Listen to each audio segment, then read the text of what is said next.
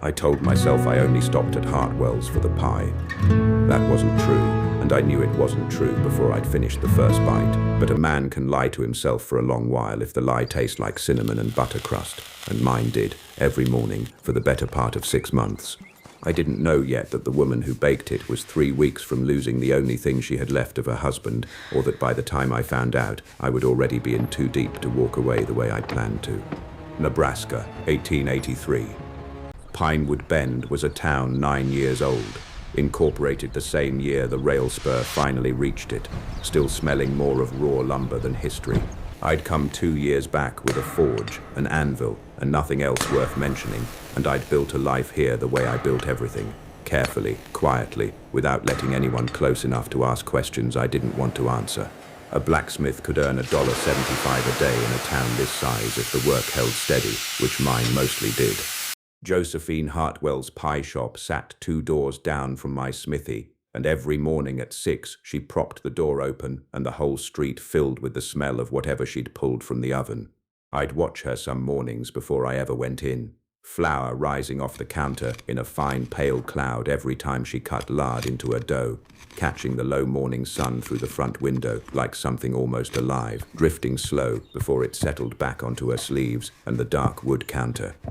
She rolled crust with quick, practiced strokes, dusted the board, flipped the dough in one clean motion, crimped the edges between thumb and forefinger faster than I could follow, and slid finished pies into the wood-fired oven with a long wooden peel, sweat and flour both catching the light along her forearms. A slice cost a nickel, coffee included, and I paid it every single day without once admitting I could have baked my own bread cheaper at home. She was 26, widowed 11 months, running the shop alone since her husband Daniel had been thrown from a wagon hauling flour sacks in from the mill and hadn't lived to see the sun come up the next day. She'd told me that once, flat and unadorned, the way you report something you've already worn smooth from turning it over too many times. The shop had belonged to Daniel's father before him, and Josephine had learnt the ovens and the recipes from her mother-in-law before the old woman passed, so the shop was as much her craft as anyone's inheritance. What she hadn't told me, because I only found it out from the mercantile owner's wife, was that the lease on her shop had a clause her husband signed 3 years back, a clause that let the building's owner reclaim the property if rent went unpaid for 3 consecutive months, no grace, no appeal. Josephine was 1 month behind already. She had until the end of March to find the other 2 months' rent, or the shop that had been Daniel's father's before it was ever hers would belong to Cornelius Voss instead. What Josephine carried besides the lease was the particular guilt of having asked Daniel to make that flour run himself rather than wait for the regular delivery, because she'd promised a wedding order of 40 pies and needed the flour 2 days sooner than the mill's schedule allowed. He'd gone out in weather he shouldn't have risked because his wife had asked him to, and he'd never once told her no about anything in 6 years of marriage. I found out about the lease clause the way I found out most things in Pinewood Bend. By listening more than I talked, which wasn't difficult, since talking had never come easy to me even before Millhaven. I don't say Millhaven's name often. I hadn't said it to a single soul in Pinewood Bend, not in 2 years. What happened there was this. I ran a forge in a town 3 states east, and one night in the deep cold of January, a spark from my own hearth caught the hayloft of the livery next door, and by the time anyone smelled the smoke, the fire had already taken the whole building down, and a boy sleeping in the loft, the livery owner's son, 16 years old, name of Tobias, never made it out. The coroner called it an accident, but I knew what I knew, which was that I'd banked that fire wrong the night before, tired and careless, and a boy was dead because of a mistake I could have avoided if I'd taken 30 more seconds doing it right. I left Millhaven 11 weeks later and hadn't lit a forge in anyone's presence since without checking it 3 times over. Josephine's shop had a wood-fired oven built into the back wall, and the flue had been drawing wrong for months. I noticed the crack in the firebox the 3rd week I was coming in for pie, noticed it the way I noticed most things about fire without meaning to. I didn't say anything. Some things you don't offer to fix for a woman who hasn't asked, especially not when the last thing you fixed for anyone ended in a boy's funeral. The shop bell above her door had a crack in the brass that made it ring flat and off-key every time the door opened, a sound like a coin dropped on stone rather than a proper chime. I noticed that too. I noticed everything about that shop, which should have told me something about myself long before it did. It was Martha Loomis at the Mercantile who told me about the lease, not meaning to gossip exactly, just thinking aloud while she counted out my nails. 3 consecutive months unpaid and Voss takes back the building, she said.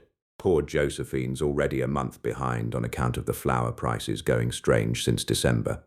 Cornelius Voss owned a share in the mill same as he owned the building, and it seemed an unlucky sort of coincidence that both facts pointed the same direction at the same time.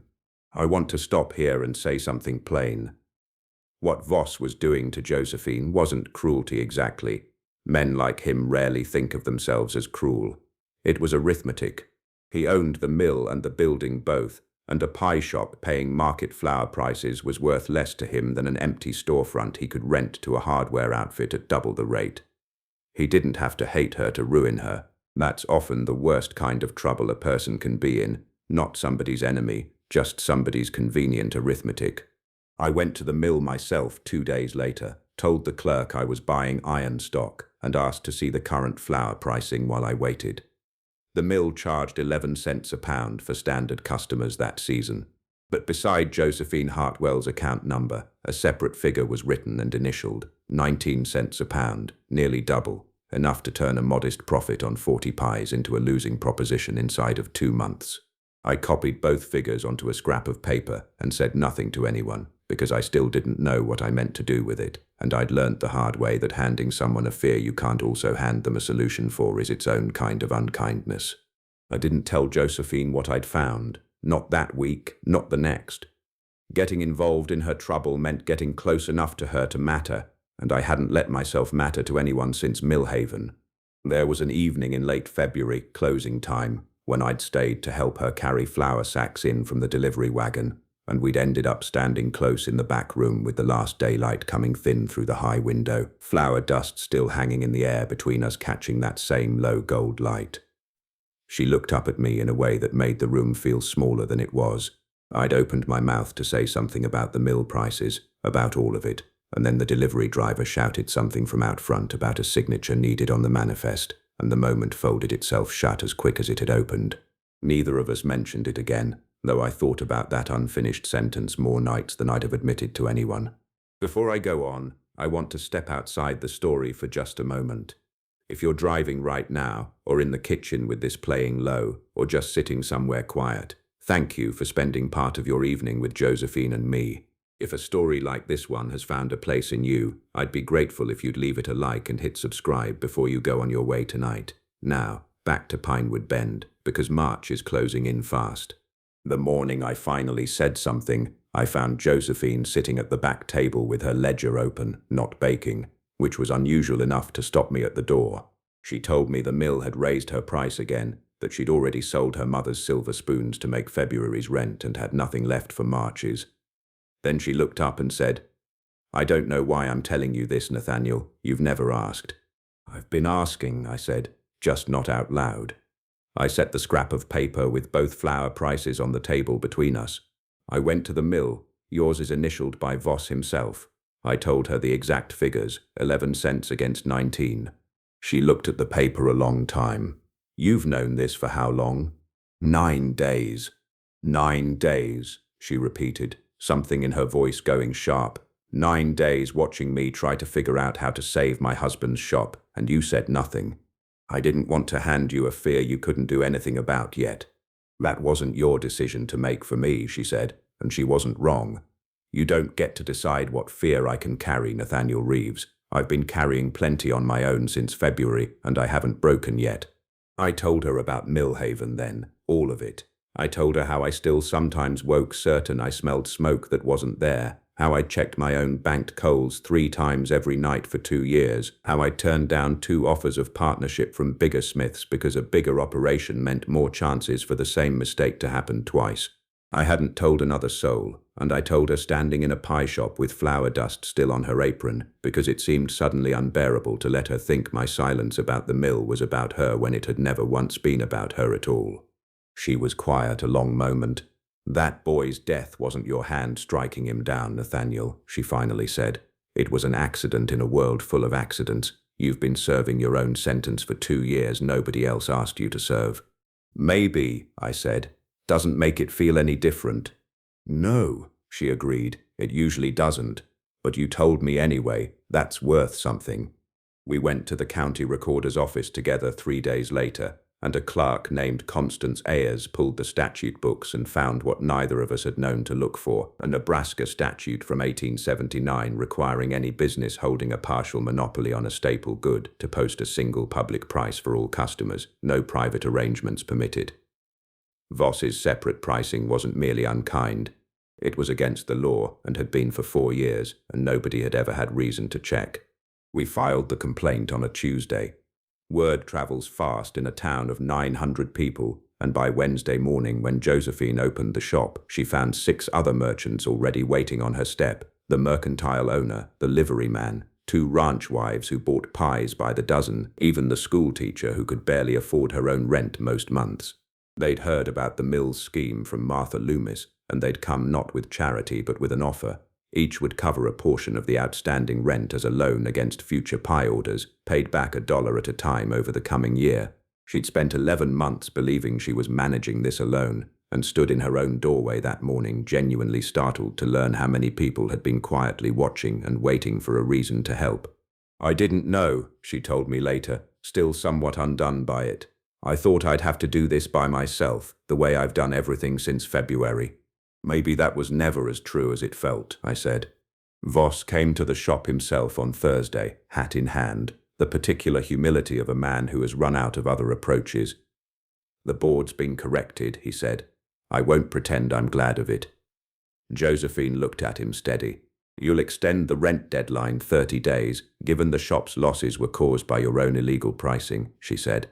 It wasn't a question. He agreed before he'd fully thought it through and left without further argument, and Pinewood Bend didn't see much of Cornelius Voss's particular brand of arithmetic after that.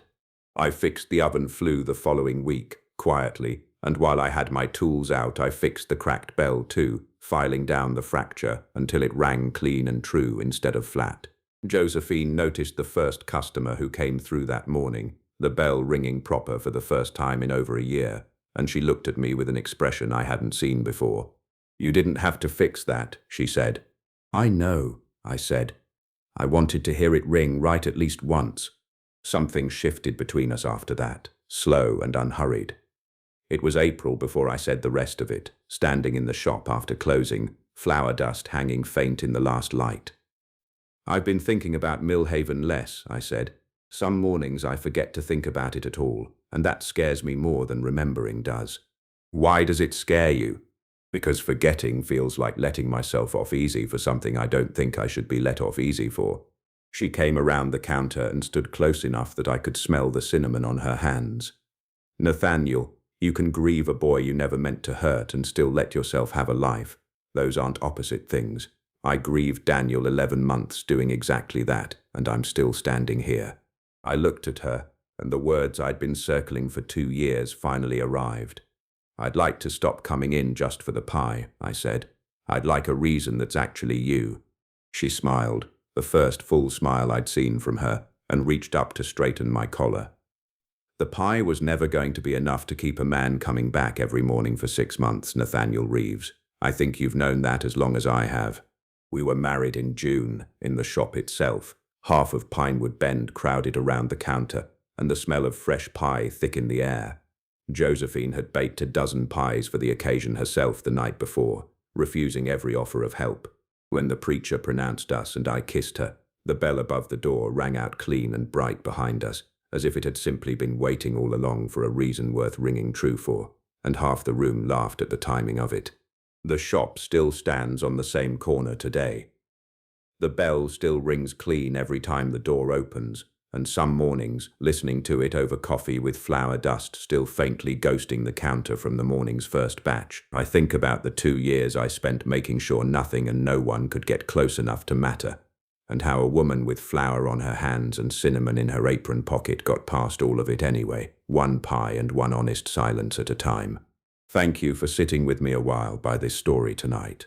Wherever you're listening from, I'm grateful you stayed. Until the next story finds you.